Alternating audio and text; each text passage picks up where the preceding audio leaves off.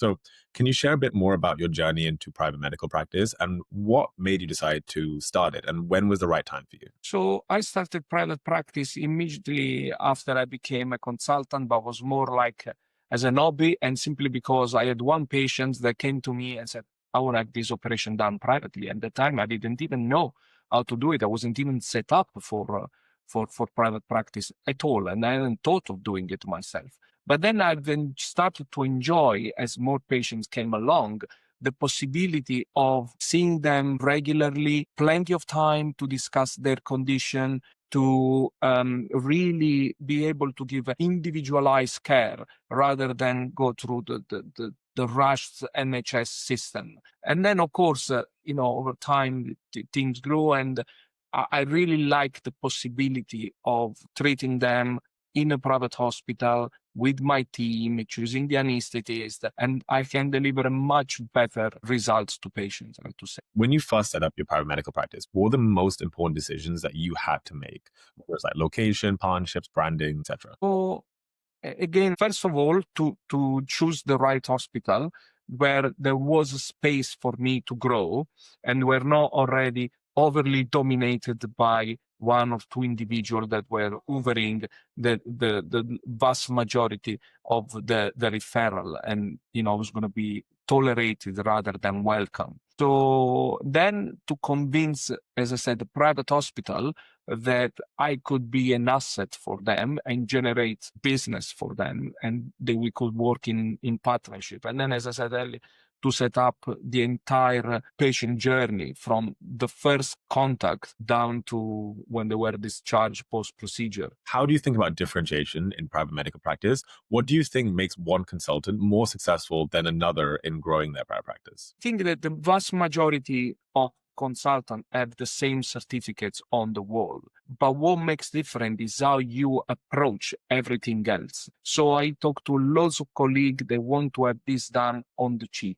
And you charge premium prices without giving the premium experience. And to give the premium experience means that, it's not just a shiny room in the private hospital where you see them, but also your secretary. You have, let's say, a practice manager software that they have, let's say, a patient portal when they can look at their results, their letter, and you have an emergency landline, and you have a team that goes and look after them, and you can provide pretty much 24/7 care, and you have a rota. So these are the differentiator, but obviously those things cost money. So not very many people want to do it. And most people think, oh, I'm the best ever, and patients should come to me just because I'm the best.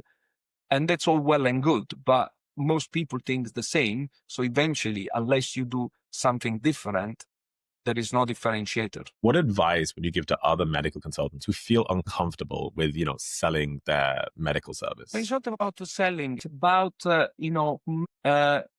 offering a service to patients. There are some patients that want something completely free. And the solution for that is called NHS.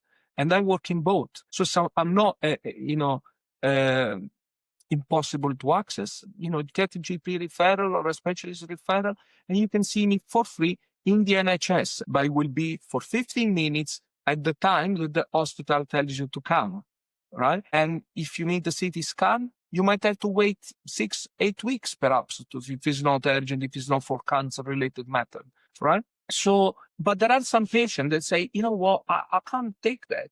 And I want to have my consultation at 7 p.m. or virtually rather than at 9:40 in the morning of a working days. And that's absolutely fine because you're not forcing the patients to go down one route. You're giving them the choice. And it's the same things because I work in the private wing of my NHS hospital, which I call like NHS on steroids. It's the same maintenance, same building, same, stuff. It's just a different part of the world. Right? Or they can have the presidential or royal suite in one of the private hospitals that costs 10 a day. It's simple because different people want different things. And, you offer their choice. You don't force them. So that is it's not about selling. It's about making the patients aware of the choices that they can make. Which technologies have made the biggest difference to your private practice? That's Carbate revolutionized my practice completely. So before it was incredibly time consuming and prone to error. You know, I cannot live now without Carbit. And they don't pay me. I have no affiliation with them, but I swear by the platform. It is amazing. yeah, awesome, amazing. What do you use it most for? Everything from A to Z. I'm on their pro license, the most expensive one, and I use the vast majority of the functions that are available and makes such a difference to my practice. A lot of people say, oh, I need my PA and the billing company.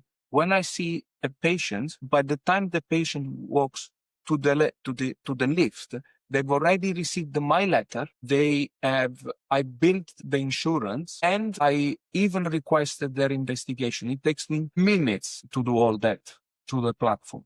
And it's all there, it's all organized. If they send me an email before, people were to archive all emails, in print them out, scan them out like crazy. Now automatically they go under the patients. It's really, really good. So if there is, let's say, a medical legal issue down the line or any problem or, it's all in there. Just click a button and got all the documentation. So from your experience, what are the most effective ways medical consultants can attract like private patients, in the UK today? I think it's a combination of streams. So it has basically interaction with your private hospital, and a lot of people tend to go to as many private hospitals as they can, hoping to be fed by this entity, but then usually very rarely happens. So my advice is go to one, maximum two places and really, really invest. And a lot of people go there and they say, well, actually, you know what?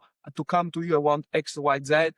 That's not how it worked. I went to hospital and I started to build things and they took notice on me and they say, how can I help you more now? And then you develop that partnership. Obviously, you have your referrer, but also don't discount the business to consumer model. So you got to talk to your patient in a language that they can understand. And then sometimes I see a lot of people website that, they are dreadful. They have big photos of them and they waste all that real estate for absolutely no value whatsoever. And they quote all their qualification. The patient couldn't care less about the qualification because we all have more or less the same. But if you talk to it in a way that they can understand, a lot of people don't talk about money. And this is the first things I tell them.